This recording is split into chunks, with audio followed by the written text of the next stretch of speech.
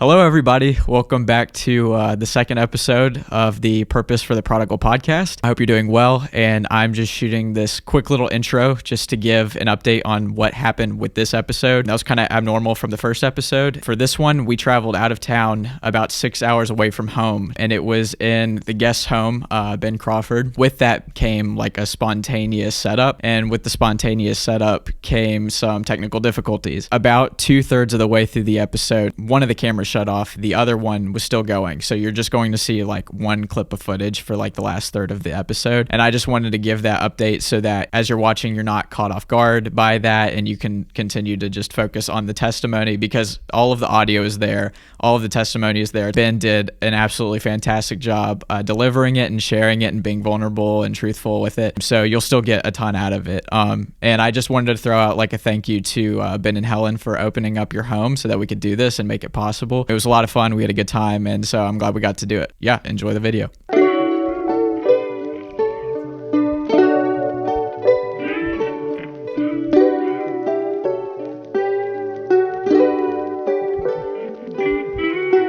All right, well, here we are. Here we are with episode 2 of the Purpose for the Prodigal podcast. And this one's an exciting one because we got Ben, my cousin, here.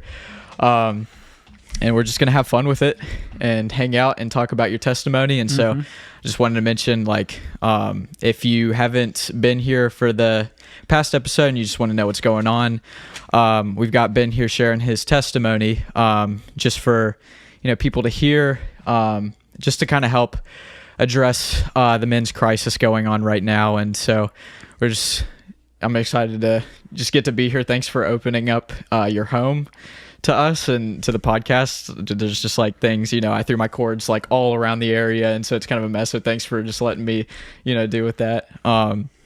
So yeah, man, I'm excited. And this is a different set. And the reason for that is we're not in Virginia. We're not home. We're in Georgia right now at Ben's house. So they made the long drive. Yeah. I'm excited to see the manicured audio and video at the end of this, because like when we look out, we see my living room, which is just covered in cables. Yeah. And it'll look nice to see, like, oh, this is what it looks like at the end. All the color editing. But maybe they can't tell that we're Canadian. Yeah. Perfect. But yeah, so we're enjoying a nice November night in Georgia where it's like 60 today, so it's been hot today, but then in a couple days it's gonna be in the 20s because the weather in the south makes no sense. But yeah, seriously. But it cooled down and we got this really chill fire going. So it's nice for the set. It looks real good. Okay. So basically what we'll do is, so you've set up like some notes for yourself and all of that. And so I'm just here to like help guide conversation, but mainly just listen. So I'll let you have at it and just share what you and the Lord have planned to share together. So absolutely. Cool. Okay, let's get started then. Everybody loves a good recovering porn addict story. I love the idea of this podcast being that there's never you can never have too much good material talking about the dangers of pornography for the modern man. I think it's a very tough situation for guys of our age to be in. How much am I? 10 years older than you? Maybe a little less. I think so. Hutch is like 10 exactly. Okay, so I'm maybe like 8 or 9 years older. So we've both grown up with the internet around us all the time, and that has made pornography quite a scary thing. So I guess we'll get into it. I'm going to give like a 10,000 foot view of my life and how pornography and I have intersected, and then what that's taught me and how I can hope to be of help to anyone who watches this, or friends of mine that call, and anyone I can help. So all right, let's get started. So I grew up in a pretty loving house, which is a lot of fun. However, like a lot of people with kind of difficulty with sexuality, I did have some, I guess what you'd call like childhood trauma. I won't get into all the details, but I got introduced to sexual stuff pretty early in life, which is tough. Most of the statistics I've read is a lot of people that deal with addictions in the sexual realm get introduced to things far earlier than the average. But I think the last time I read the average introduction to pornography is, I read it was 11 years old a couple of years ago, and it may be down even lower than that now. I read something, maybe it was even like 8 or 9. 8 or 9, yeah. And that's bad because your brain is not capable of handling that level of dopamine or that level of visceral stimulation. Yeah. So, and I was not ready to handle that. I was probably like mid-elementary school when I first saw pornography outside of other sexual stuff. and was pretty hooked. The shame of it is pretty brutal. Like when you're a little kid and you don't particularly know how to handle those things, and you discover growing up like in the evangelical world that sex outside of marriage is not right. But you've already been dabbling in that because you're a kid and you're not sure what's better, or you're not sure what you're doing at all. But you realize, I've been doing something bad for a while. I'm sure there are some kids out there that are like, oh yeah, I can handle that and can talk to my parents about it. I was not one of them. I internalized that as like, okay, I've been doing a bad thing, so that means I'm real bad, which is not correct. We'll get to that eventually, but very understandable when people take that direction. Yeah. So I became very secretive, which secrecy fuels shame, which fuels not liking yourself, which fuels the desire to make yourself feel better, which fuels the desire to watch more pornography. Yeah. And so then I just spiraled on that for most of my growing up life. It really came to a head in college. Because turns out when you are struggling with sin and you start getting close to other people, it will also start to ruin their days as well as yours. So even if you're doing a lot of fighting on the inside, it can get messy. So I got married to my girlfriend in college, and all of my, the fact that I had this secret addiction came out. I didn't really know I was an addict. I think I was so numb to my problems. Like I was like, okay, I have a problem with sex, but I think I can control it. Turns out I couldn't control it.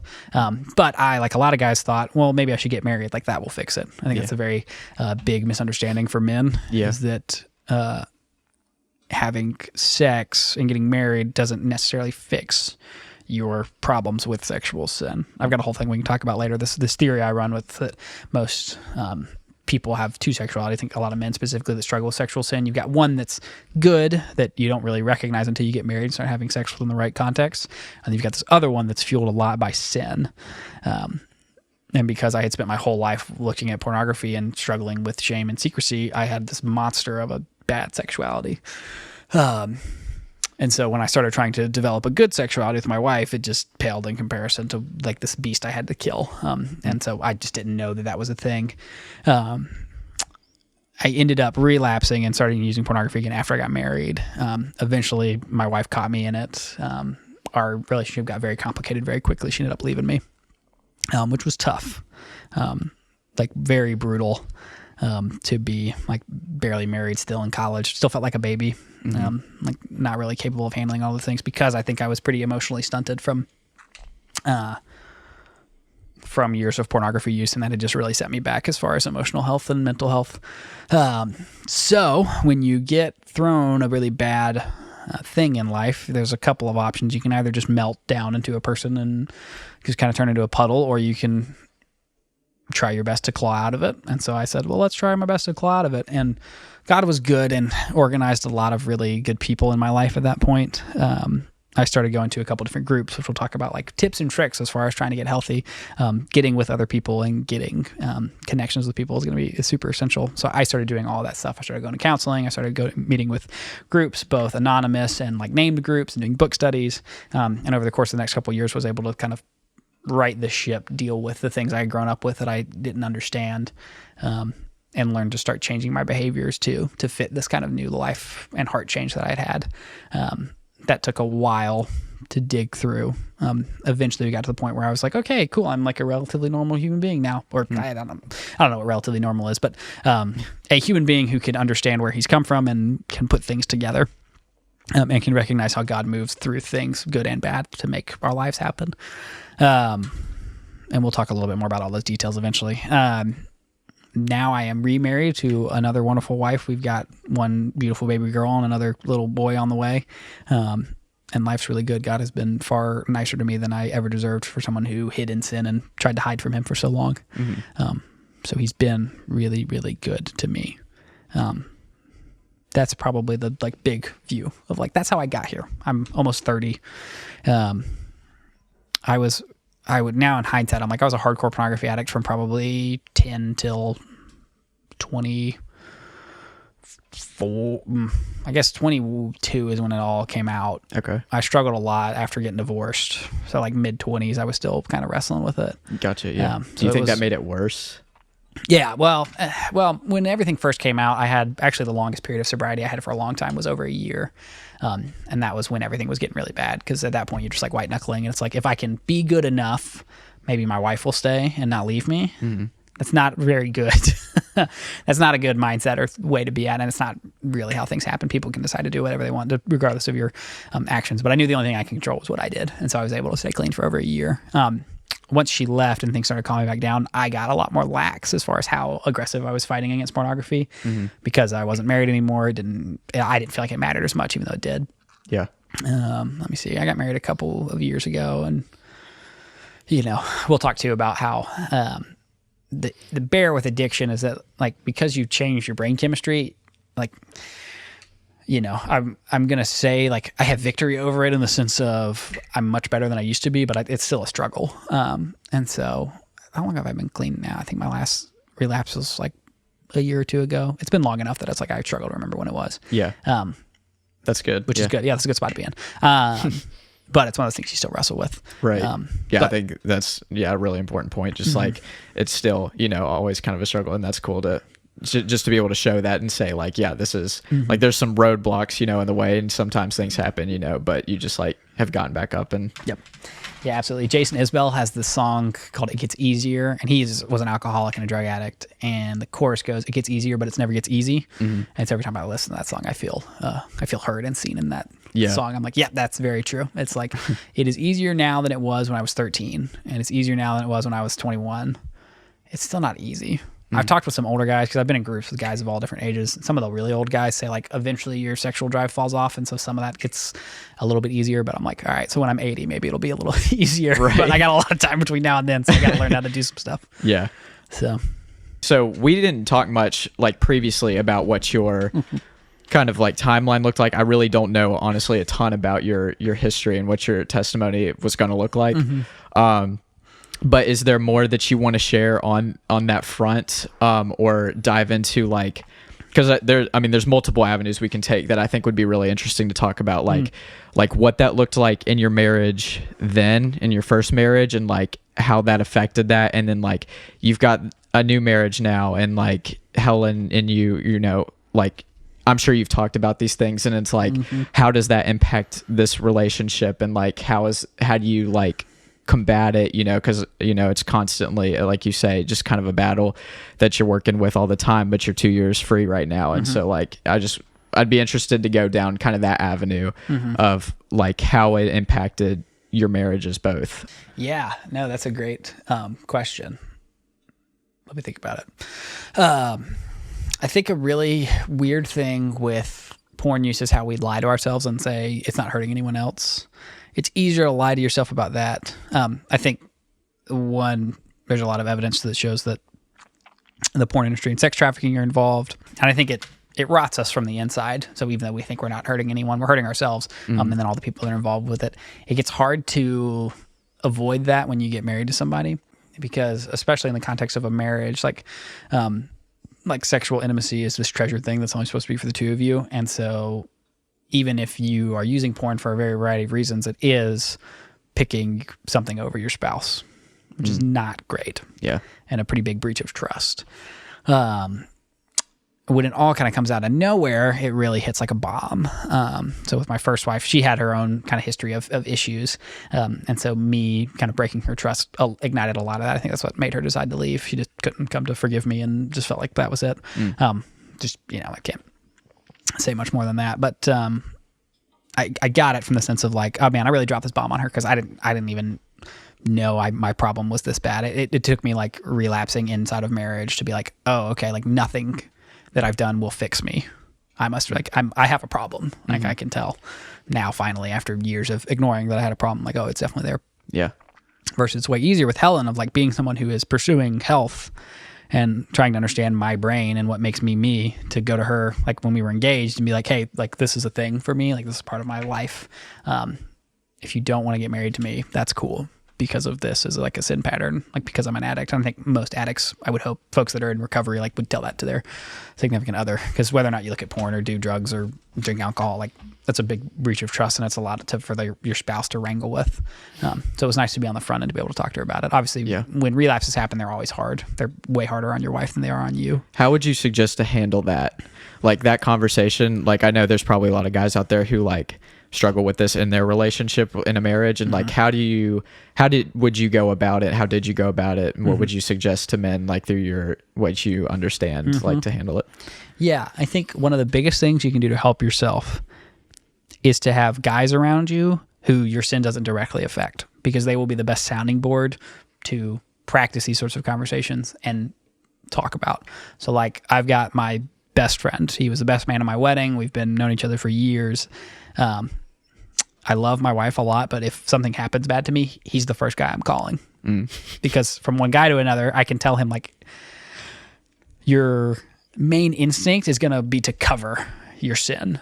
Like I think that happens for anyone, especially for addicts, especially like for me who struggles so much with shame. Yeah. It's like my goal is to like, I want to make me look as good as possible, even though I've done something bad. And so if I talk to Helen straight away, even if she is the best woman in the world, who's just asking genuine questions, my brain is going to read that as she's trying to find something bad that I've done so she can so I can be in trouble. Which that's like nothing on her. That's all my sin and my like the devil lying to me. Right. But I'm like, I don't think I can handle that in that situation. I've learned enough about myself and been in enough of those situations. It's like I'm not strong enough to handle that. So what I need to do is call my buddy, who I can say, hey, this is exactly what happened, like blah blah blah blah blah, and I know I need to tell Helen, but I just had to tell you first because I know with my buddy, he is going to say he loves me, like no matter what, because he and I have both had a lot of struggles and we both shared a time with each other, and it's like there's just no judgment there. I mean, there is judgment in the sense of you want guys that care about your Christian heart and say, you don't need to do that. Like, how can we help you stay better than that? Right. It's like a constructive kind of judgment. But not a like dunk on you suck judgment. Right. And not that Helen gives me that anyway, which is why she's a wonderful wife and is very gracious to me. But it's super essential for me to have that group, that guy. And then I've got a couple other guys too that I will ping those things off of. Or like if I'm really struggling, sometimes it's tough to talk to Helen about it. If it's not like hey, I'm close to relapsing, but I'm just thinking about these things more. Because sometimes, like, if you are married to someone who's not an addict, they don't quite get it. Right. Which is great. Like, I'm super happy that other people's brains aren't like mine, where it's like, oh yeah, I'm just I'm on the hook for dopamine, and if I find something that's a little drip, like I'll just keep doing it. Yeah. Even if I know I shouldn't. I think all humans struggle with that, but I think for addicts it's a little tougher. So it's good to have people that have been down that same road. And so just like I can talk to some guys that I was in a group with years ago, and they're just like, I get it. Totally. Absolutely. Yeah. And they can help you make a better plan. Yeah. And then you go to your wife. I think all the guys I've counseled in areas like this, like if I could plan the perfect like confession of sin to someone, either a group of people you love really closely or your spouse, usually it's a spouse because that's where this, the rubber meets the road with this. It would be like you don't want it to come out in bits and pieces, like because it's breaking trust and you want to just get it all out in one go. So it's best if you can talk to people beforehand and like think about what you've done and try to structure it in the best way.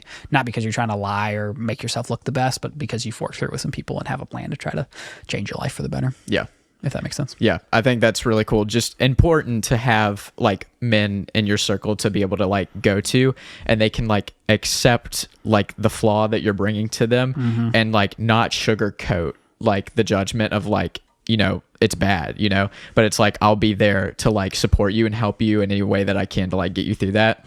I think that's really important for men to have that to like fall onto. And, like I know some men probably don't have that, and they're in this situation. Is there any pointers that you could give to men? Like if you didn't have that buddy, like would you suggest like maybe go find that buddy, or like maybe like what could you do in that situation if you didn't have somebody to fall onto? Yeah, absolutely. There's a couple of good options, like things that were really helpful for me for healing as I was piecing things together that I think would be good for anyone. First, if you don't have anyone that like the places I went to, one, I had friends, so I was always able to lean on them, but sometimes it's good to have people that you don't know. Big fan of counseling. Like I would say definitely for Christians, it would be good to see a Christian counselor. I've seen counselors on both the secular and Christian point of view.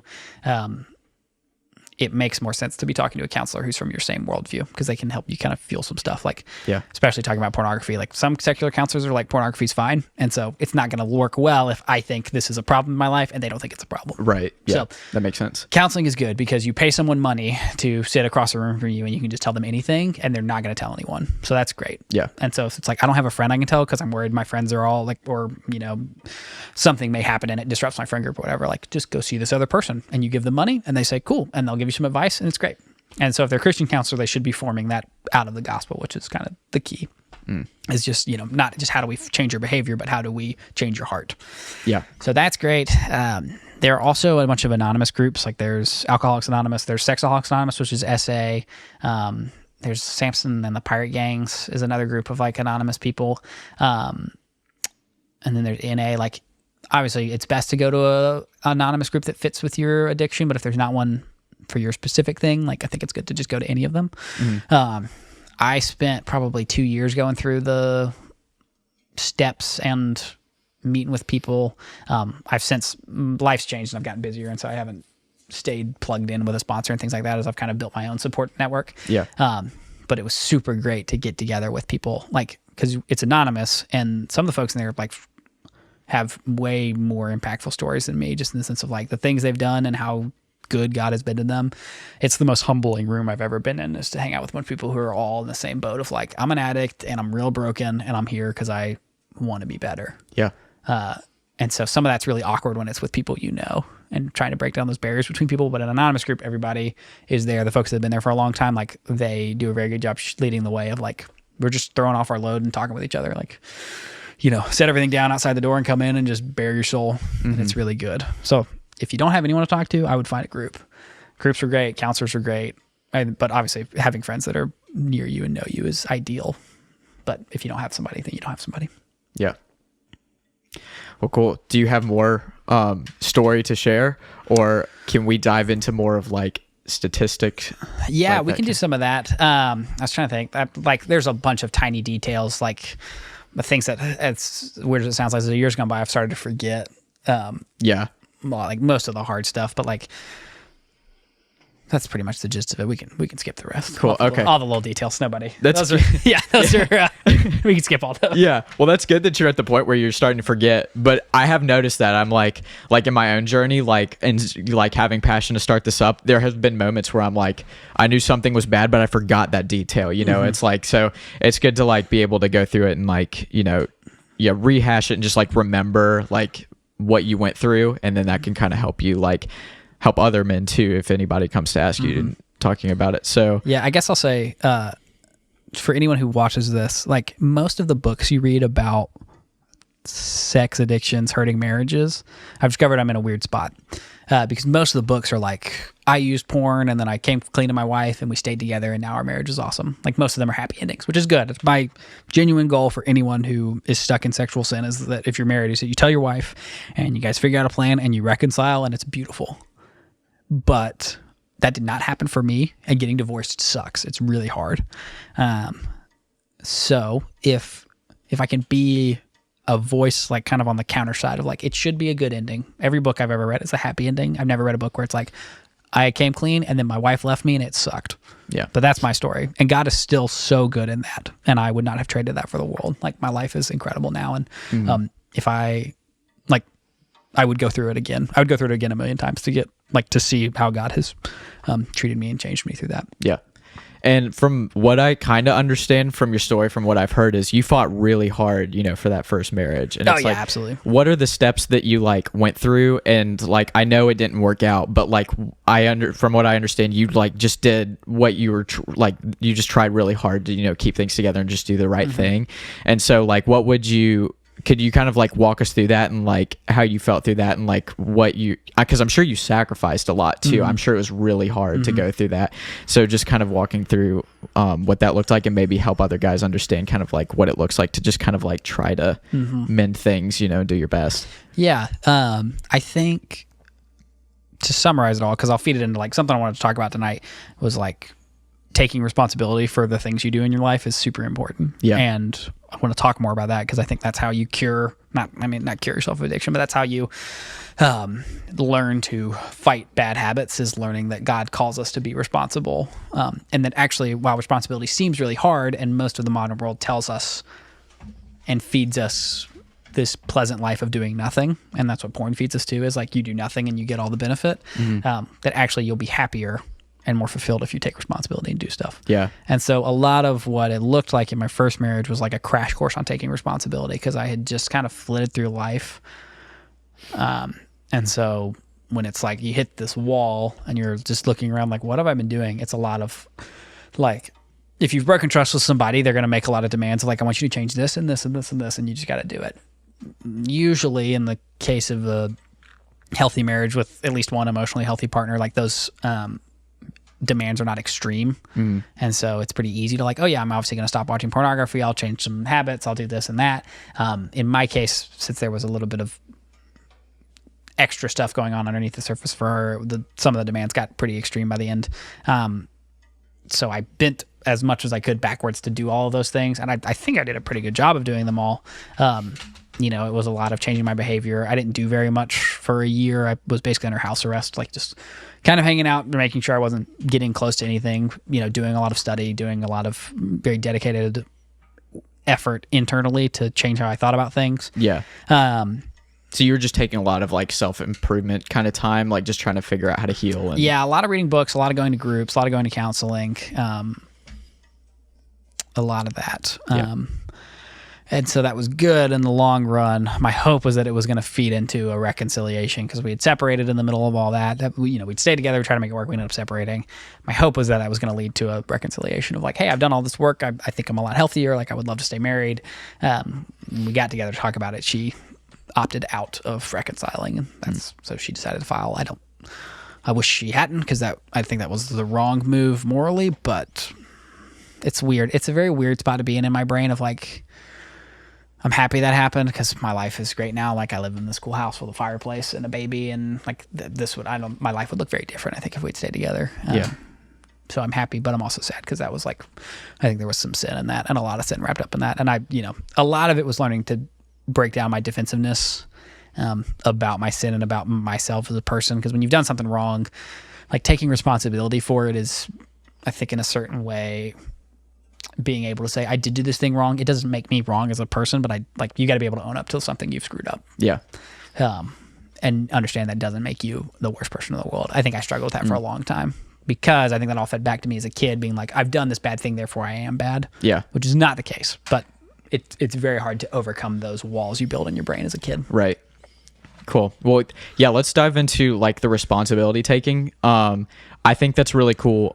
Like just looking back on episode 1 with Jude, and he, you could just tell like he took responsibility for what he was going through, and he just laid it on, like, honestly. He was like I know I went through this and I admitted it to myself, and I take responsibility for that.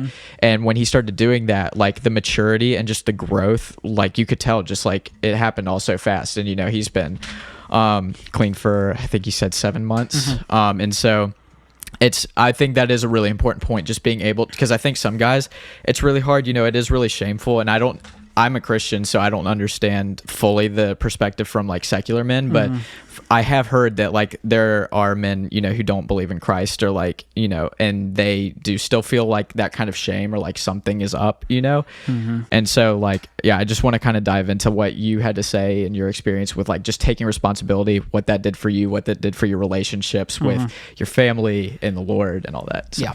Yeah.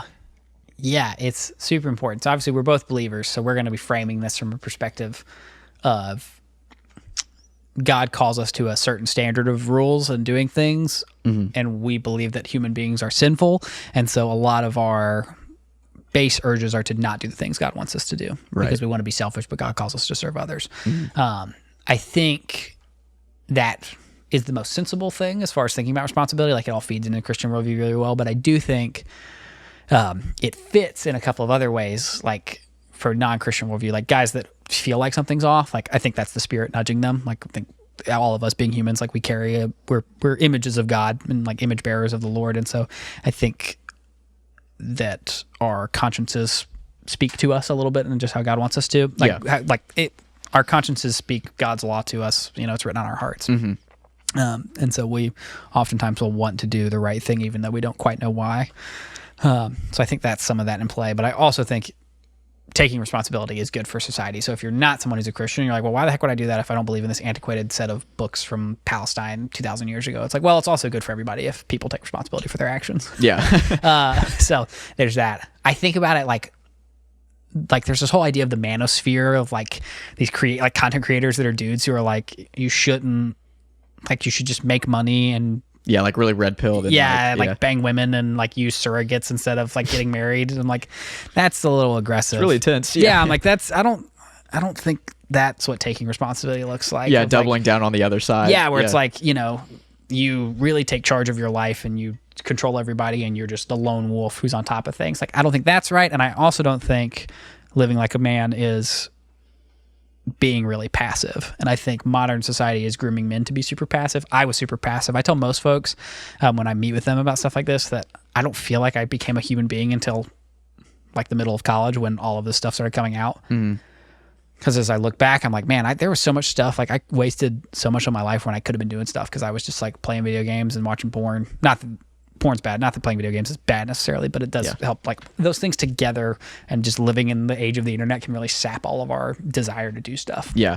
And that's hard because we're kind of in like this newer area of like, all this technology coming in so quick. That's why I think like this podcast could be really helpful. It's like not just to like, shame people or anything, it's like just to be like, we're just thrown into this culture where things are hitting us really quickly. And so it's just like, our culture definitely had a huge impact on us.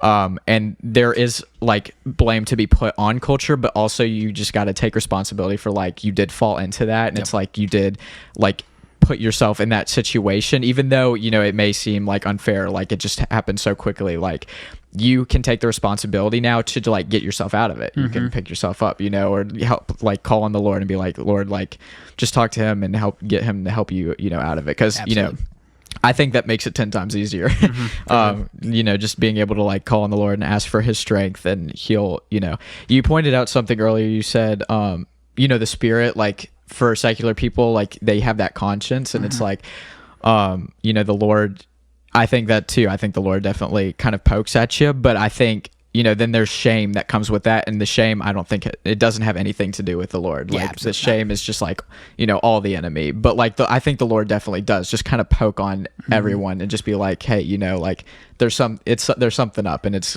pushing you away from a fulfilling, purposeful life. Yeah. I think the Lord will poke as long as he can. I think I was so like purposefully like ignoring his signals that eventually he just had to like break the door down for me. He was like knocking on the door and I wasn't listening, and he was like, okay, we're just gonna knock the door down and create such a dumpster fire of a life that I could do nothing but turn to him. Which at the end of the day is like the most gracious thing he could ever do. Praise him. Yeah, absolutely. So what was the other thing I was thinking? I like taking responsibility. So one, is Jude's the other guy I haven't met him. Jude Sheeler. Huge props to y'all, you and Jude. Like, wanting to do this younger in life than me. Like, you didn't wait until your life hit rock bottom to be like, hey, maybe I don't, like, you can look around and be like, maybe I don't love the society I'm in. Like, some things don't feel right to me, but I'm not going to ignore that. I'm going to like try to figure that out. I love that. You guys are way smarter than I was at y'all's age. I was just like hanging out in the culture being like, some of this feels wrong, but I don't know. Most of it feels good, so I'm just going to roll with it. And then eventually dug myself into a hole and then was like, oh, now I get it. That the wrong things were wrong, and I probably shouldn't have rolled with them for as long as I did. So that's big. When I think about responsibility, I think of a lot of, I think a lot about hunger and food, like as a metaphor for it. Because a lot of the instincts I think that drive people are appetites, and I think sin and addiction are appetites that run out of control. And so when I was getting healthy, I was meeting with a lot of people, and I started doing fasting. I don't fast a ton anymore, but I started working on it out of the idea of basically like, if you can train your body to be hungry, like you can master this appetite, you can also master other appetites. Much like lust is the appetite for physical pleasure run out of control. Much like selfishness is the appetite for being the center of attention run out of control. Like, it's these things that we want that are normal, good human things, and we just let them run wild. I think that's cool because like when I started getting away from it, I noticed like that was such a big like appetite, like such a big hunger. And then once that was stripped from my life, there's other things that I've been able to have more control over, more discipline with. Yeah, absolutely. And I think that's important. I've discovered I like Stoic philosophy, which is very like trad man of me, of like getting into like Marcus Aurelius, like dudes that were just like, hey, you gotta like do some stuff and start working on some things in your life, and then eventually that feeds out. I always think of Jordan Peterson, he's like one of the Manosphere guys. I haven't listened to him enough to really have a definitive opinion on him. That guy, but I love the make your bed thing, where he's like, you got to start making your bed, and then that feeds out. Like, I think it is. Sometimes it's as simple as that. Obviously, it takes time and dedication to do anything. But just the idea of you have to temper yourself. Like, you are a potentially runaway thing where your appetite for whatever can really overwhelm you, whether it be it food or pleasure or time by yourself or being with friends or alcohol. Like, any of these things can become an idol. And so when Christians talk about idols, it's just a thing that you've put over God in your life. Like, God has set this line of rules. It's like, this is the good thing that we should be striving for. And if we take anything and kick those out and say, well, actually, this is what I want to do more, that's what we call an idol. And an idol is just anything that we put up there that can run away. Yeah. And an essential part of taking responsibility is learning to temper your urges and control yourself. Because if you can control yourself, you can do a lot more cool things. Like, I can do a lot more cool stuff now with my life. Like, I have children, and these little, like, joyous, like, my daughter's a year and a half old, so she comes up, like, here, and she runs around and is snotty and laughs and, like, talks and babbles, and it's like, this is the most beautiful thing I've ever seen. Yeah. I would never have done this if I had just kept watching pornography. Like, I would have just wallowed. Like, I went to veterinary school. I'm a veterinarian now. Like, I'm a doctor. I take care of animals. It's a super awesome field. I'm married. I'm in a great church. Like, I have friends and this super fulfilling life that's just like, I can look around and see a ton of good things. It's super great. And it's like, how I would not nearly be as productive for society, if you want to look at it from a secular view. And from a personal view, I would not be nearly as fulfilled if I had just kept wallowing in my own whatever I wanted. Yeah. And actually taking charge, or not even taking charge, but just like learning to temper my desire and start setting goals and directing towards those was super important. And like, that's changed my life. Yeah. So when you stopped, you noticed like things were changing, like you were being more productive. Like, what did that timeline look like? Like, how fast was it? And it's interesting. I like to talk kind of about like replacing the habit, because you can't just like get rid of it and then be done with it. You kind of just have to replace it. And obviously, like, it's a given in your life that you've been able to replace it, and with things like you've pursued an awesome job, and you have an awesome family, and like you have a child and an awesome wife. And it's like, can we just kind of talk about like, one, how fulfilling that has been in your life and how that's changed that, and like and back to the other thing, just like the timeline of like what that looked like. How quickly did things change for you when you gave up? Absolutely. So for me, it kind of came in two phases. The first was like as a recently divorced guy, and now as a married guy, or like a remarried guy, because they're like the activities I do are different, but the mindset behind them is really the same. So like as a recently divorced guy, there were a few things. Like, I was going to groups to fill that time. I was going to counseling. I was filling that time. I got really into the gym. I don't have muscles anymore. Not that I really ever grew that big of muscles, but like, I went to the gym hard for a couple of years. And that was really helpful for me. Like, in part of the like training your physical urges, like, I played sports growing up, but I was never like, I always wanted to avoid physical labor. And so I was like, not really a workout guy. Yeah.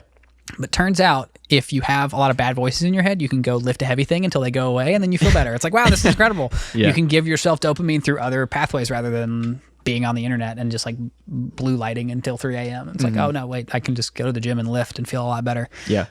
So I did that a lot, in the immediate post-divorce period. Okay. And that was super essential for me, like helping channel those physical urges into, rather than I want to go act out sexually, I want to go to the gym and channel this into something that's productive for me. Yeah. And so using that nervous energy to like fuel something that's good for me.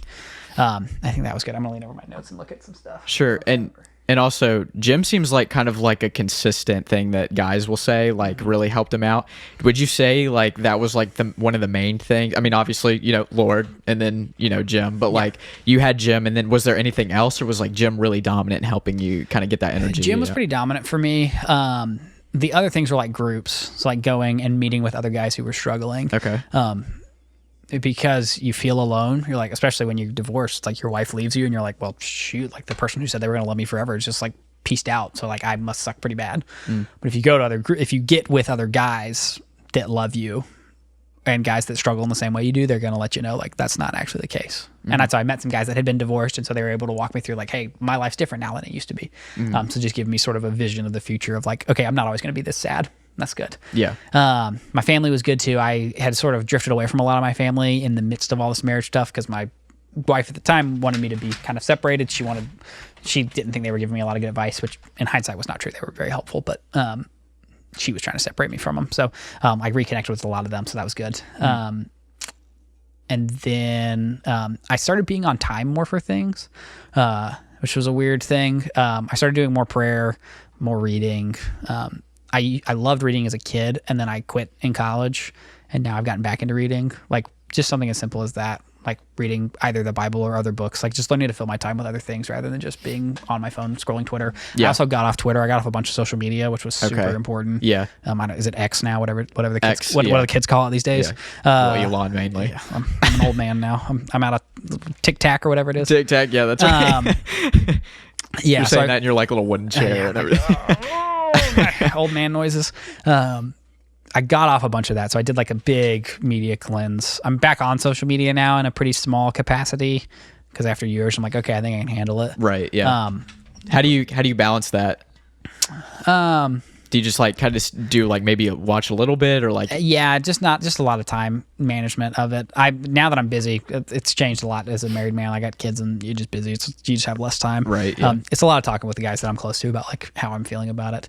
Another big thing I do, like music's my like thing I love to do outside of most of my life. So like I played in bands for forever and just love doing music. So I got back into doing a bunch of music in that year where I was kind of not doing very much. I didn't play a lot of music, which was really hard for me. And in hindsight, that would have really helped me recover faster, would have been to be with my friends who play music because art is really beautiful and God honoring. And so it would have been nice to make music with my friends who I was in bands with a bunch of other Christians. So it's not like I was hanging out with these guys like doing drugs and sleeping with hookers or whatever. Like it was like I was not like a rock star. We were just like it was me and my buddies from college that had bands. So I got back into doing a bunch of that stuff, like the stuff that made me feel like me. So that was healthy. So gym, music, getting on time to things, going to groups. I started professional school, which really helped cram a lot of time because like professional school is hard and it takes a lot of your time. And that was good for me to like get zoned in there. So I assume most people have jobs. And so if you're struggling with this, like it's not a bad idea to work. Like work is good for us and helps us funnel ourselves into stuff. So those were kind of the main single guy things. And then it started transitioning as I got older. I met Helen and we ended up getting married. We were able to have these kind of conversations. So we went into marriage, like understanding, hey, I'm not a normal brain, I don't think. So how can we work with that? Getting married helped a lot. It helped me double down. Because I think particularly with addiction, like you want to fall back into your old things. And maybe I'm a weak enough man to be like, if it's just me and I'm the only person I'm hurting, like I'm going to fall back into it. Because it's just, I don't know. I think I'm so used to sinning after all these years that it's like you're a little numb to it. Like it should hurt me more, but it just doesn't all the time. Yeah. And that's just a weird part of being an addict and struggling with just having it happen so often. When you get married to somebody, it's like, well, I definitely know it hurts Helen. So that has helped me. It's like I really love her and don't want to hurt her. Yeah. So that's been really helpful as a married guy and like finding people like that to kind of structure your life around. And now that I have kids, it's like I also don't want to hurt my kids. Like I want to be clean because my kids deserve a dad who's clean. Like I don't. And I've heard some friends of mine that are alcoholics, like they talk about that the same way. It's like I don't want to drink because my kids deserve to not have an alcoholic dad. I'm like, that's good. I should think the same way. Like my kids don't deserve to have a porn addicted dad. Because I'm not going to love my daughter well because my idea of what makes a woman is going to be all off. And I'm definitely not going to love my son well who's coming. Like I'm not going to be able to teach him anything about how to be a man if I'm like, hey, I can't even control my urge to like look at women. Like, that's not a very good example to set and I don't want to do that. So, it's changed more. Like I'd go to the gym less because I have less time and I've transitioned from being in school to going to work. But still like being in a church community and being with people, that has not changed. I still play music as much as I can. So those are like the little things that make me me. I still try to do, but it's changed a little bit from like activities I'm doing to fill my time to now more the people I'm around. But they are both equally as effective as far as like replacing addiction. Because again, you're totally right, and that's a key thing as far as recovery from addiction, is that you don't just cold turkey and like leave an empty space in your heart where that used to be. You've got to fill it with things. Obviously, the ideal Christian thing is like we fill it with Jesus, but what does that even mean? It's like you have to fill it with activities that are honoring and good. Like I think God gets honor from me going and working on my body, not obsessively or sinfully, but like going and lifting a weight is better than going home and watching porn. Yeah. And so you're filling that and honoring Jesus in that way. Yeah. I think that's what that means. But as Christians, we always say, oh, you fill it with Jesus, but it's practical too. Yeah. Yeah. Yeah. When I 2 years ago, I started doing this like Bible recap by this woman named Tara Lee. You've probably heard of her, but it's awesome. And I was still struggling. And so I had been reading, and like the more that I read the scripture like every day, it definitely had an effect on like my spiritual life and like keeping, Yahweh at the forefront of my mind. And I think that really ultimately had a big impact on me like quitting and like putting an end to it, or at least like trying as hard to like stop, as I could, because it was literally, I think like it wasn't like a quick amount of time compared to like what porn does to your brain and makes you need like dopamine quick. A quick amount of time for that is like a day or a week. But for me, when I was reading the Bible and I could do that consistently every day, after probably about like 7 or 8 months is when things started to change, and I was picking stuff up and putting stuff down. And so I think that like if you're a Christian guy, like I think that's helpful too, just to like be like, maybe if I can, and it wasn't a lot of time, like it was only about 10-15 minute read a day. And that was one thing I could keep up with consistently. I was like, I can sit down for 10 to 15 minutes. And I thought it was going to be cool to be able to say like, hey, I read the whole Bible. And like, I thought that was going to be awesome. It's a little flex. Yeah, a little Jesus flex. juke. You're like, here we go. Yeah, here it is. I'm the man. Yeah, that's it. Yeah. So that's when you feel like you're like a peak Christian there. It's like, I've read the whole thing, But yeah, like only after about 7 or 8 months, like things started to change. And it's like just that little thing you can do, like just interacting with the Lord daily. Maybe it could be like prayer for you or something like that if you're a Christian. Like that really helps.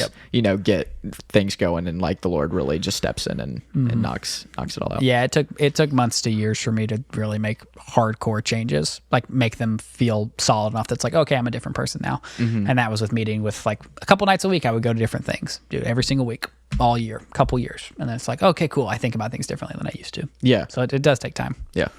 So you have a kid now, and I know beforehand, I think what your mindset was kind of like iffy about kids, but you've had a kid, and like I can tell, like it just like radiates so much joy from you when Lois is around. Like I kind of want to talk about like, I know what the answer is going to be to this, but like, was it worth it? Like as a man, was it worth it to go into that? How has having a kid like changed your perspective and mindset on like your whole entire life, and like what has that done for you in like the terms of like the purpose and fulfillment in your life? So I'll preface this. I'm a Presbyterian. I don't know if I'm necessarily like post-mill, like super hardcore Presbyterians, like the Doug Wilson camp. Okay. But I like the way they talk about things of like, we're going to build the second kingdom, and it's important to have children because we're building the kingdom of God. So I'm going to look at the camera. Get married and have children. It's like the best thing you can do for your walk and your desire to have goals for your life. That being said, it's not the thing for everyone. Not everyone is called to marriage. Not everyone is called to have kids. But I think the average person usually is. And it's super essential because we as human beings are incredibly selfish, and our minds will often float back to ourselves at all times. And one of the biggest ways you can temper your selfishness and temper that desire to only think about yourself all the time is to begin to spread yourself thin. So you do that first by getting married. Like, hey, I'm now becoming one with another human being, so I've got to start thinking about them all the time. But sometimes that's not necessarily difficult because they're another functioning adult. And so they can feed themselves and they don't go to the bathroom on themselves, and they're pretty cool and they don't scream a lot at you. Hopefully, if your marriage is good, you don't get screamed at. Continuing to stretch yourself thin and continuing to be like, what does it look like to serve people like Christ did, who took off everything and became man? Like he went from God to man. So how can I continue to serve the people around me? And like, how can I learn what that looks like? Is to have a child who's this little bitty baby who can't do anything.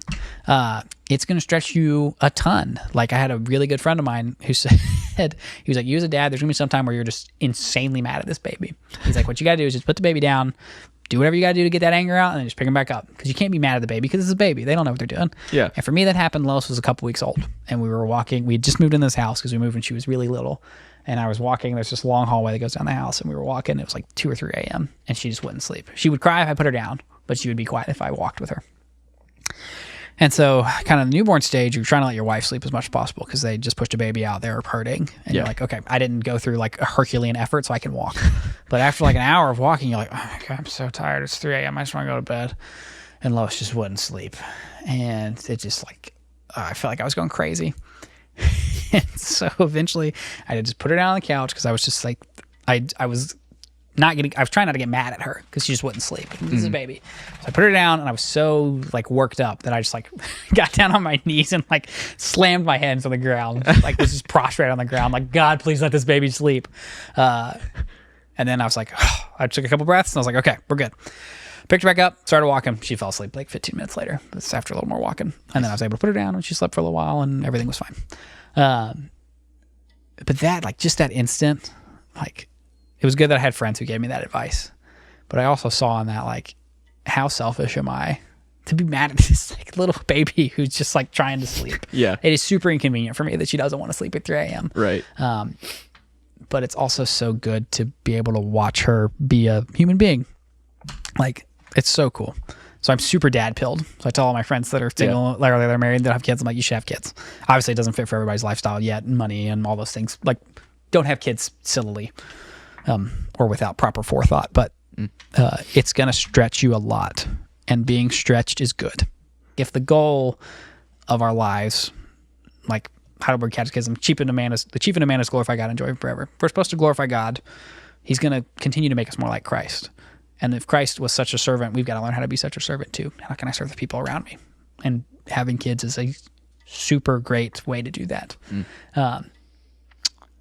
It's not just... And the nice thing about it is that it's not just like, I don't just get a sense of moral superiority from having children. It's not like, oh yes, I'm learning such good things about the Lord and morality by having children. They're actually fun. Like, she's great. I grew up not loving kids a ton. Like, I thought baby stage, I thought I was going to hate it. I thought I was going to be like, I was going to love having teenagers as kids. Yeah. Because like, oh, once they're cool and I can talk to them about stuff. Like, let me show you this music and these movies and video games. I thought that was going to be my fun stage. I've loved parenting an infant and toddler like way more than I thought I would. Because even though they're messes and like they get sick and they snot and they cry, it's just like, man, this is so joyful to watch life. And it's like it's innocent little start when they're just little itty bitty babies running around and everything's fun and just learning how to say animal sounds. And it's like, I didn't think I could ever love something this minute. It's like so simple. Yeah, this much. I was telling, so we had a family dinner before where your family all came down and we all ate. And I was talking, I don't know if you were in here, I was telling your dad, like the smaller of scale my life has become, the more satisfied I've been. Mm-hmm. Like when I was younger and I was on the internet all the time and I thought I had to be all up to date on global politics and what's going on everywhere, I was like so stressed.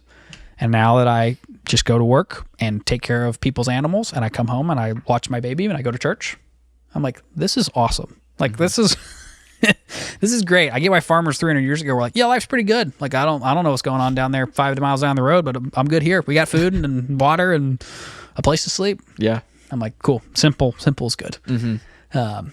Simple's good. There's somewhere in the New Testament, I'm blanking, on where it's one of the epistles, and the advice the epistle, like this section of verses is giving is like aim to live a simple life so that you can be at peace with the people around you. And I remember reading through that a couple months ago in a Bible study, and I was like, oh man, that hits way differently now that I'm living a relatively simple life to be at peace with the people around me. Mm-hmm. Like, this is good advice. It's almost like the Bible knows what it's talking about. Yeah, right. Yeah, cool. Well, is there anything like else? I know you've got some notes and stuff. Like anything else that was like pretty like crucial that you wanted to talk about from your testimony? Any like tips, pointers? Mm-hmm. We kind of talked about the gym stuff and like just kind of replacing and getting stuff in. Mm-hmm. Is there anything else going back to just the kind of porn topic of like what you would recommend to guys just for help? Yeah, I'm going to shout out some books. There's 3 books. The first one's called Unwanted by a guy named Jay Stringer. he's got his PhD. I think he's got a PhD in emotional, like mental health and counseling and all that kind of stuff. He did this giant survey where he interviewed thousands of people about the type of pornography they watch and then their family of origin. The results of that book he published in this book called Unwanted, where he talked a lot about it. That was super essential for me when I was going to have the 3 books I was going to recommend. I was going to have my copies all of them. I've given them all away in the last few weeks to other people. Nice. But I tell folks with Unwanted, it's the one book I would recommend most to anybody who's trying to learn about this topic, either like if your kids are getting that age or you've got friends or you've got family members who are struggling, or if you're struggling, like this is the single book I recommend the most because it's got the data in it. Like he did this giant survey of, I think it's like 5,000 or 10,000 guys. Oh, wow. Okay. And so the data set is big and the results are pretty, I think they're good. Like he nailed me. He kind of divides people into groups of like, if you grew up in a house like this, you probably watch stuff like this because it like your brain is working like this. And I fit exactly in one of his groups. And I was like, oh man, this guy doesn't even know me, but he knows everything about me. He knows all of my deepest, darkest secrets. So that book is great. There's a book called God, Sex, and You by, I think his name's James White. He works with a group called Harvest International Ministries out of Philadelphia. That book was more of a like scriptural write-up of sex and what the Bible says about it. And so as I was getting into a more like groove of recovery, rather than just like, how do I change my behavior? Like, I don't just want to change my behavior. I want to understand what I should think about sex. That book was really helpful. And then there's another book called Surfing for God, which I want to say is John McMillan. That might not be his correct name, but Surfing for God was one of the first books I got given when I was in healing. Okay. It's based on a G.K. Chesterton quote that every man who knocks on the door of a brothel is knocking and searching for God. And so he took it for Surfing for God. And the idea that all of us, when we become addicted to something, we're trying to fill a hole in our heart, and the only thing that can actually fill that is Christ. So the book is a kind of treatise on that. It's also got some good practical pointers and tips. So it was really important for me as like an early recovering addict to like have this book that was kind of like, felt like the Bible to me for a while. I read it so much. I was like, this book is so good. Yeah. So those 3 books, like those were books that were all very important to me. There's a lot of really good books on the topic. Yeah. But those were the 3 that I was like, if you are struggling or want to learn, read those books and they will help you a lot, because those men said all of the things I'm saying just much more eloquently. And so I think book study like that would be important. And I'll put those in like the description too. Yeah, that'd be great. So that people can check that out.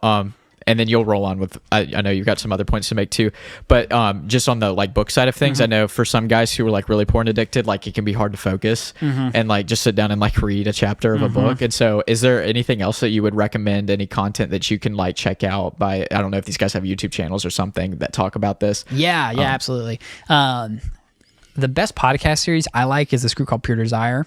Okay. They've got a big podcast series where they interview a bunch of people. They interviewed Jay Stringer one time, and then they've just got a running series with their kind of hosts, and they do a bunch of interviews. They're more like a family ministry of like healing from unwanted sexual behavior, but they do a lot of individual stuff. So they're the podcast I listen to the most about this topic. Okay. They've actually been really good. They do a lot of good family episodes like about husbands and wives. So Helen and I will listen to a lot of their stuff together. Oh, cool. Okay. Like if I find an episode I really like, I'll send it to her and be like, hey, you should listen to this. Cause like it helps explain why I think about some things. Or she'll listen to an episode that's like, hey, I think this is really good from a wife's perspective. Like you should listen to this. Yeah. So we've really liked them. That's cool. So I found those guys have been helpful. For guys that really struggle to focus, like if reading seems too much, my best recommendation would be to join a group, like get to talking with other people. Cause it's hard to like space out when someone's like bearing their soul. Like 12-step groups were super great for me. Just to these guys that were like, yeah, we're just getting out here and like, this is what my life looks like right now. So that was super helpful for me as someone who can be a little fidgety. Where'd you find that group? You can just look online. They're like just Sexaholics Anonymous. They'll have a list of meeting places and times.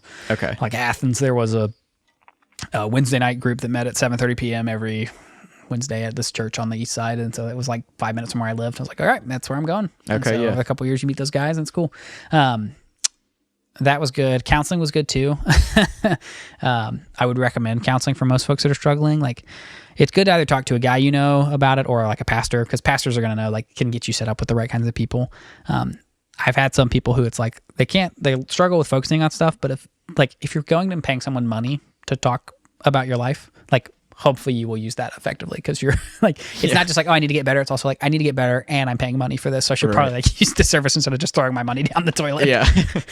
So you kind of have an obligation to do it. Yeah, that would be my thought at least. Like, yeah, that's cool. And also, from who I know, was watching this lady, and her name is Dr. Trish Lee, and she's on YouTube, and she's super cool, and she like uploads like 10-minute videos and like 5-minute videos, and she does shorts, and she mainly goes in, she hasn't really gotten into like Christianity or anything, but she has like a ton of really good, she's a neuroscientist, biological things that go on. And I found that really helpful and motivating to be like, oh, this is why I deal with anxiety, or like, this is why like I cannot find the motivation to get up and read a chapter of a book or something like that, you know? And so she's super helpful, Dr. Trish Lee. And just for people who are just like really struggling to have like, you know, a sit down and like focus on something, and it'll just like pop up and your YouTube recommended, and then it's there as like a good kind of reminder. Like I know you can kind of like have a moment of like motivation to quit, and then it like can be hard because you kind of forget like what you're doing and like why you're doing it. And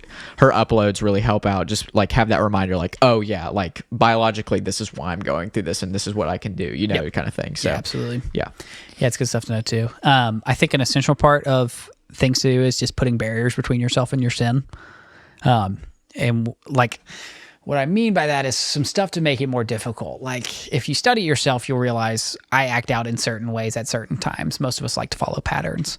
I was always an internet pornography user. I didn't do much else besides that. So for me, it was like, how can I put a barrier up? Like, get a software. So I got Covenant Eyes, which I like pretty well. There is no perfect barrier, but it's not, barriers aren't designed to like, if you had a perfect one, that'd be great. But usually like behaviors are good to help change behavior, but also you can get around them if you want to. Putting up a barrier is just designed to give your, like, it's supposed to help give you time to also make that heart change. But barriers are helpful. So like I put up a thing that tracks where I go and sends reports to people so that in case I stumble, folks can check in. Like when I talked about getting off social media, like I didn't just get off it like, oh, I'm just not going to get on it. Like I had to block it from my from my website, like where it's like you search on Safari, like if you try to go to Facebook, it's like you can't access this website because like I went and put it on a list. And then I would give the passcode to change that list to a buddy, like my friend that I was talking about, who's my best friend. Like I gave him that list and I was like, do not let me change these things until like we sit down and have a conversation a year from now where I'm like, hey, I feel comfortable going back on those things. He was like, cool. All right. So that's that.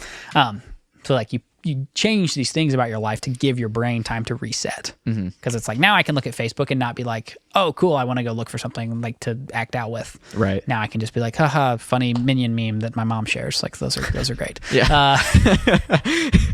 But for a while I couldn't do that. And it's tough too. Like one of my hardest things about being an addict is that I want to be normal and I want to be the kind of guy that can handle stuff. And sometimes I'm just not. And that's okay. You got to have grace for yourself in that. Like sometimes there's a movie that's like, that might be a really good movie, but it's got a lot of sexual content. So like, it ain't for me. Yeah. Even though I want it to be for me because it's a good movie. Right. Sometimes social media is like that for me. Like my algorithm knows what I like and sometimes it wants to put too much in front of that. So like sometimes I just need not. I just need to not be on it for a while. So that's good. Just training to not do that and putting up barriers like that, like being able to lock yourself out of websites and things like that. Trying to think what else. Yeah, that's the last thing I was thinking of. Barriers are important. Okay, cool. Yeah, I would like that point a lot. So I think this would be kind of cool to like ask every guest, just because the name is Purpose for the Prodigal. Where do you find the most purpose in your life?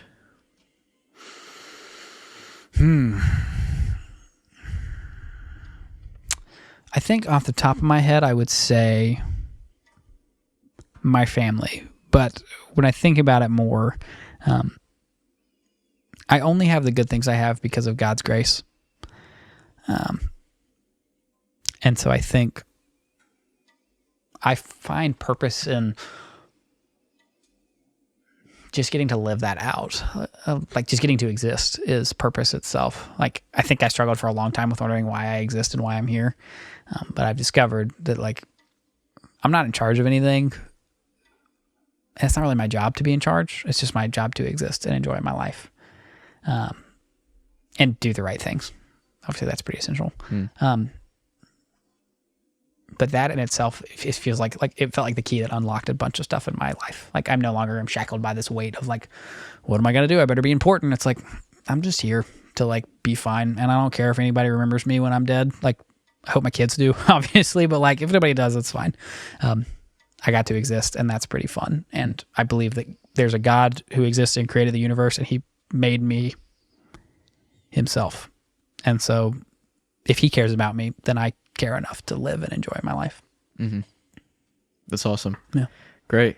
Cool. I don't know. Is there any other points you wanted to touch on? Yeah. I wanted to finish by reading Psalm 32. Okay. When I was in the middle of recovery, an elder at my church who had struggled in the same way as me, we met a number of times, and he was very helpful. He introduced me to this psalm, and I have gone back to it many a times over the years because I feel like it's very important and good.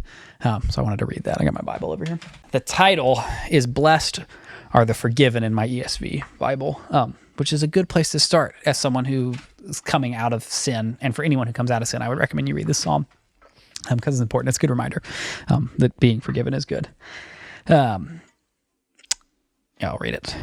Blessed is the one whose transgression is forgiven and whose sin is covered. Blessed is the man against whom the Lord counts no iniquity, and in whose spirit there is no deceit. For when I kept silent, my bones wasted away through my groaning all day long. For day and night your hand was heavy upon me.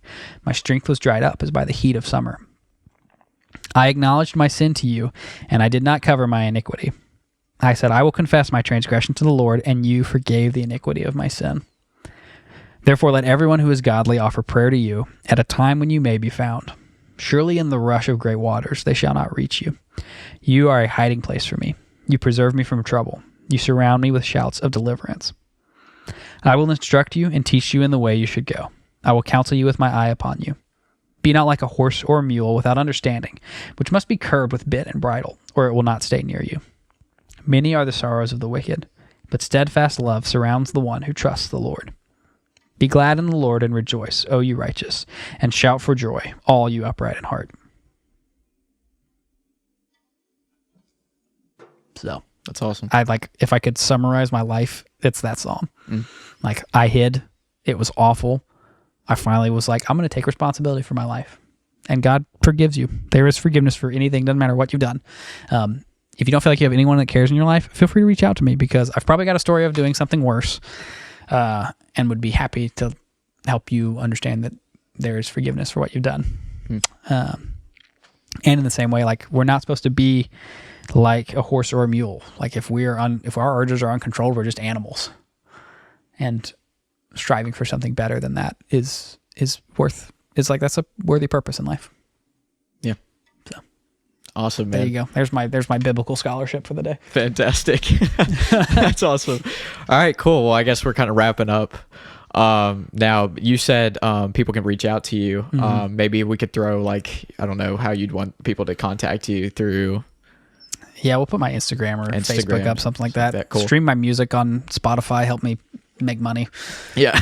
You make awesome music too. I love all your stuff. Thanks. And it kind of is cool because you get kind of a timeline of what you've talked about, and then you get to this cool, I think your latest release was Lois, right? Her song, and it's just it gets to the pinnacle of you've had a kid and what she's done in your life and how that's affected you. Yeah. So cool. So yeah, definitely go check out Ben Crawford's music. Hit me up on Spotify. Yeah, it's funny. I've put myself in a corner. So I've done all these big things in my life that I turned into music. I did a song for my wife and I when we were engaged, which has all of its own struggles when you just want to be married. I did one for our wedding day as a surprise for her. I did one for Lois when she was born. And now we're having a second kid and I'm trying to write a song and I got inspiration is not coming to me, which is tough because now if I don't write a song for every single kid, I'm going to seem very favoritist. I don't know if Lois is going to be my favorite or not of my children. She is right now because she's the only one that's out of the womb. But I'm sure I'll love all my children equally. At least that's my hope.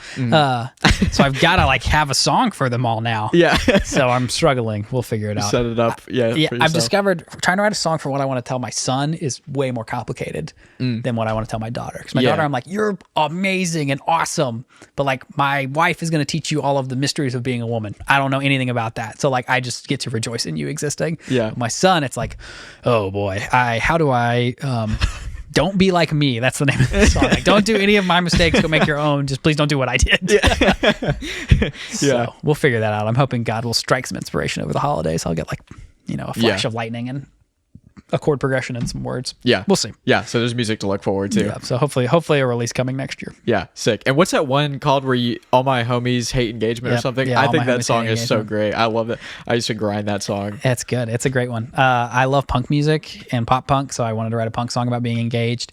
My buddy, so I was in a band in college, and two of the guys we were all at the same house. We were all engaged, and we were all getting married in the same summer. And I was like, guys, this is my song. Can I come over and record at your house? And they were like, absolutely, come on.